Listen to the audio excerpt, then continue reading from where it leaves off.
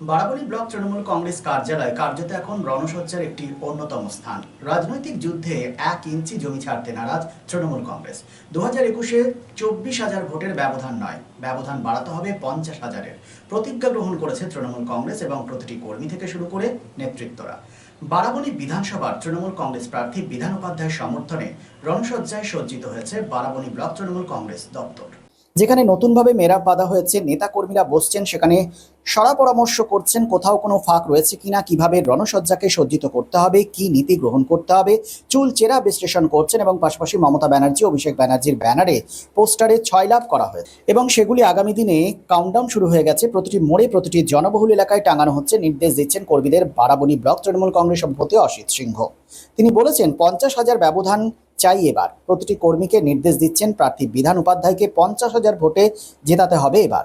আমরা কথা বলেছিলাম বারাবণী ব্লক তৃণমূল কংগ্রেস সভাপতি অসিত সিংহের সাথে। তিনি আত্মবিশ্বাসের সাথে জানান এই নির্বাচন হবে ব্যবধান বাড়ানোর লড়াই। কি বলেছেন তিনি শোনাবো। জায়গাটা এসবিএন খবর সংগ্রহ করার চেষ্টা করছে প্রত্যেকটা বিধানসভা অঞ্চলে যে শাসক দলের অর্থাৎ তৃণমূল কংগ্রেসের যারা প্রার্থী হয়েছেন বা তৃণমূল কংগ্রেসের হয়ে যারা দক্ষ সেনাপতির কাজ করছেন, বিরোধী প্রার্থী সম্বন্ধে তাদের একটা মূল্যায়ন থাকবে।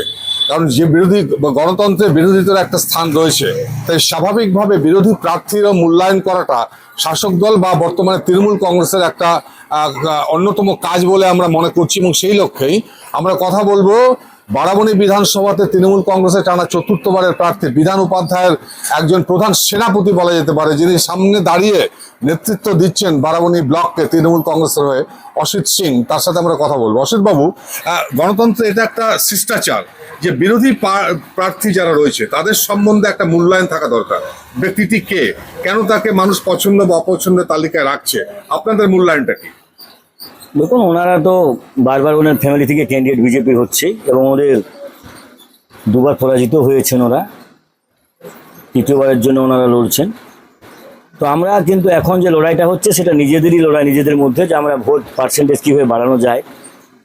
এবং আমরা বিধান উপাধ্যায়কে 23, 24, 26,000 মতো লিড দিয়েছি 3বার।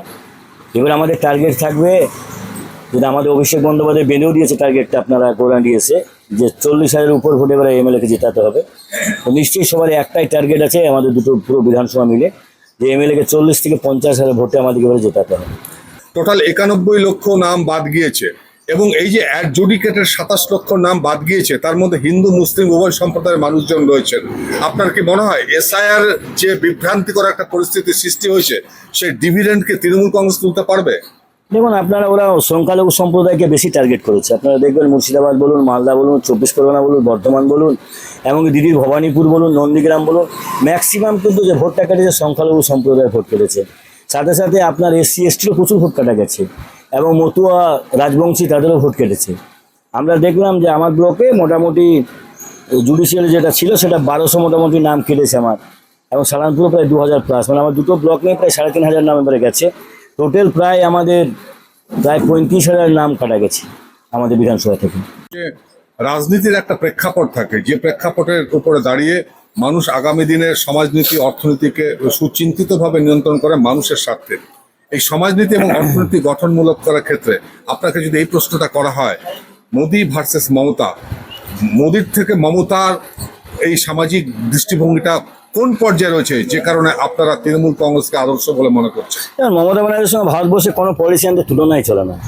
দিদি এমন একটা থাকেন, আপনার সবাই জানা, হাওয়াই চটি শাড়ি পরে থাকে। যদি কেউ বলে নাটক করা, আপনি বছরের বছর নাটক হয়। আপনি দুদিন যদি আপনাকে ওই নাটক করতে বলে, আপনি দুদিন পারবেন না, আমরা পারবো না। কিন্তু দিদি কিন্তু দেখুন কন্টিনিউ করে যাচ্ছে এবং দিদি সবসময় গরিবদের কথা চিন্তা করে। এই লক্ষ্মী ভাণ্ডারে যেটা শুরু করেছিল 2021-এ, এটা গোটা ভারতবর্ষে আজ না, গোটা ওয়ার্ল্ডের স্বীকৃতি। কিন্তু এটা একটা কন্যাশ্রী যেটা করেছে, যুবসাথী যেটা করেছে, দিদির প্রকল্পগুলো কিন্তু অন্যান্যরা নকল করে। Lifeline Multi-Specialty Hospital boasts 500 beds across 160,000 square feet of build-up, featuring 7 advanced operating theatres, a digital cath lab, a state-of-the-art emergency and trauma unit, and a next-generation 3D MRI amongst a comprehensive basket of services. Renowned super specialists from premier institutes deliver top-tier care, supported by digitalized integrated healthcare for seamless coordination. Lifeline prioritizes innovation and patient centricity, ensuring comprehensive top-class services. So for premier medical treatment, visit Lifeline Multi-Speciality Hospital, Kalipahari, Asansol, NH2 District, Paschim Bardhaman, West Bengal.